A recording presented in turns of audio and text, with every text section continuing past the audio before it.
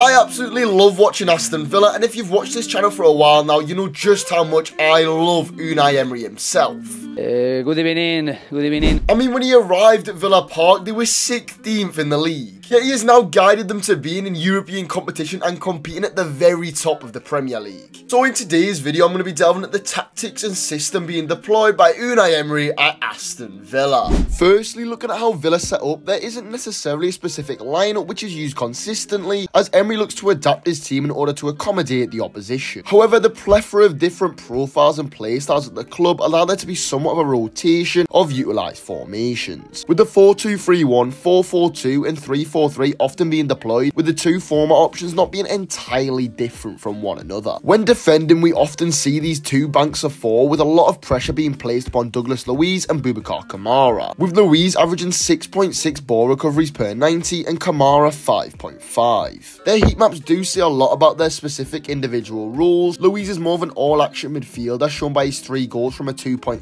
XG, yet he does still have a heavy presence in the first phase. Boubacar Kamara is often the deeper midfielder of the two, however he does still have a tendency to get forward and often drifts into the right half space in order to offer a backwards pass to recycle play due to his fairly strong passing range. This movement into the half space allows for a right hand side overload, with Diaby and Matty Cash attempting to create 2v1 scenarios in an attempt to exploit the space left in behind and provide a ball into the box for the prolific Ollie Watkins to arrive onto. Matty Cash is integral to the final third play of this Villa side. As I mentioned before, Diaby and Cash link up very well. Due to Cash's ability to come inside and underlap as well as overlap, there's a consistent rotation between which one of the two will actually come inside and attack the box, with the other one obviously going out wide and delivering the ball. But to move on to one of my favourite centre forwards currently, Ollie Watkins. I mentioned before he's quite prolific with his 8 goal contributions in 8 league games so far, and I think a lot of his good form does have to come down to his terrific movement. Looking at his goal at Turf Moor, this small movement inside before just bouncing the ball to McGinn is so crucial. It causes the opposition defender Al Dakhil to be put in 2 minds. I mean, we know Watkins has the ability to turn in the ball and drive at the Burnley defence, but he can also hold up play and spin in behind as he does in this instance. That alone makes it almost an impossible task for the defender. I mean, do they drop off to try and cover that pacey in behind run, which we know he can make, or do they go skin tight and try and pinch the ball, which again is a very difficult task. When Villa press, it becomes more of a 4-4-2 diamond, with Douglas Luiz pushing slightly higher as one of the more advanced midfielders in order to try and prevent the opposition's deeper midfielder from being able to receive the ball and break the pressing front line of Watkins and Diaby. However, this style of play does then require heavy work from the 2 wide men and ability to operate on multiple areas of the pitch. But with John McGinn being one of them, who has found himself in 9 different positions already this season and is known for his tenacious, aggressive and brilliant work rate, it's not too much of a problem. But just to touch on something a little bit different quickly, I love Emery's principles of counter-pressing. I mean, whenever Villa lose possession, they aim to win it back almost instantly, allowing them to be back on the front foot immediately. And when they've got so much attacking talent who are happy to go in behind and attack the channels, it's again a very hard thing to defend when caught in transition. When building from the back, we see a 4-2 structure with the wing-backs holding width to try and create opportunities in the half space for the slightly narrow wide men to come and receive the ball. All in all, Aston Villa have had a tremendous transition under Unai Emery, and you can see that through the fan base's reaction at the moment. I spoke to Villa fan Ellis Burnett, and this sentence here tells you enough. Aston Villa fans absolutely adore and love Unai Emery, and there's a very good reason for that. I personally adore Emery's tactical setup and have done for quite a while now, and honestly, I can't see a ceiling at the moment for Aston Villa. If you have enjoyed today's video though, then please do let me know who you would like to see a breakdown on next, whether it be team or player, and I'll see you guys in the next one.